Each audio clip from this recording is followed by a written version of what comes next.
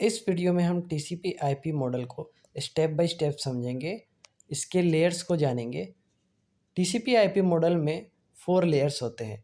कहीं कहीं पे आपको 5 लेयर्स भी देखने को मिलेगा। जो लास्ट का नेटवर्क इंटरफेस है वो 2 भाग में डिवाइड हो जाता है, डेटा लिंक और फिजिकल लिंक में। सो उसमें आपको कंफ्यूज होने की ज़रूरत नहीं है। सो टीसीपी आईपी मॉडल को एक सिंपल भाषा में समझे हम तो एक प्रोटोकॉल है। जब एक नेटवर्क डिवाइस दूसरे नेटवर्क डिवाइस से कम्युनिकेट करता है तो आपका मैसेज किस तरह से वहाँ पहुँचे, ये एक पूरा स्टेप है। इसी को टीसीपी आईपी मॉडल कहा गया है।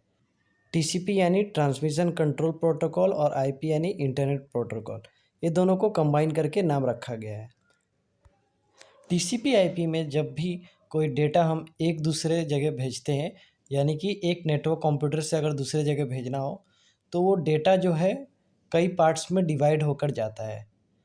फॉर एग्ज़ाम्पल कि आप एक इमेज भेज रहे हो एक पीसी से दूसरे पीसी पे, तो वो जो इमेज है उसके कई सारे पार्ट्स डिवाइड होंगे, उसमें सीक्वेंस नंबर लगा होगा और जब भी वो दूसरे पीसी पे पहुंचेगा तो वो सीक्वेंस नंबर के हिसाब से जाकर वापस से असेंबल होगा।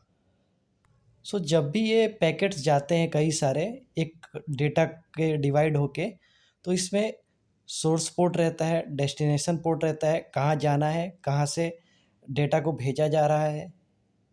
सो हमारा जो डेटा है कुछ इस तरह से एक जगह से दूसरे जगह पे पहुंचता है। सो वापस से हम पहले वाले एग्जांपल पे आते हैं। टीसीपी आईपी मॉडल में हमने 4 लेयर देखा। एप्लीकेशन यानी कि जो हमारा वेब ब्राउज़र हो गया, एचटीटीपी के थ्रू हम रिक्वेस्ट भेजते हैं, डेटा भेजते हैं।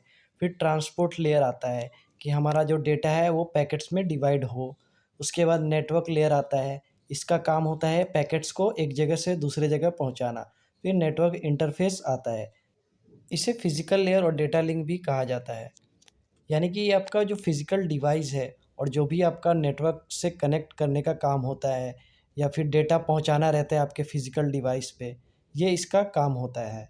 सो इस तरह से टीसीपी आईपी मॉडल जो है एक डेटा को किस एक जगह से दूसरे जगह पे कैसे पहुंचाना है, यहाँ पे कई सारे लेयर में डिवाइड है कि किस तरह से ये पूरा वर्क करता है।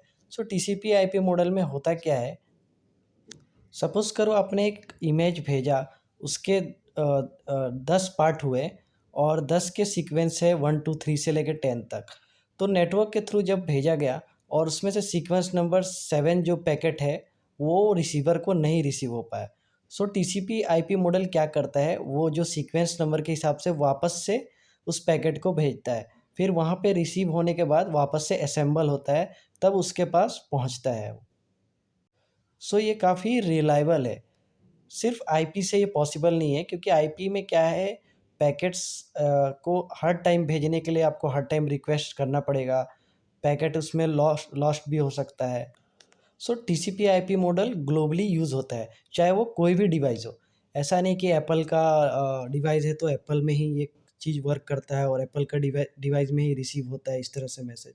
कोई भी डिवाइस से कोई भी डिवाइस कनेक्ट होकर किस तरह से मैसेज जाता है या डेटा जाता है एक जगह से दूसरे जगह, इसे एक प्रोटोकॉल कहा गया है। एक नियम है कि किस तरह से डिवाइस आपका जो है एक जगह से एक मैसेज को दूसरे जगह कैसे पार्ट में डिवाइड करके भेजेगा और वो वहाँ पे कैसे रिसीव होगा।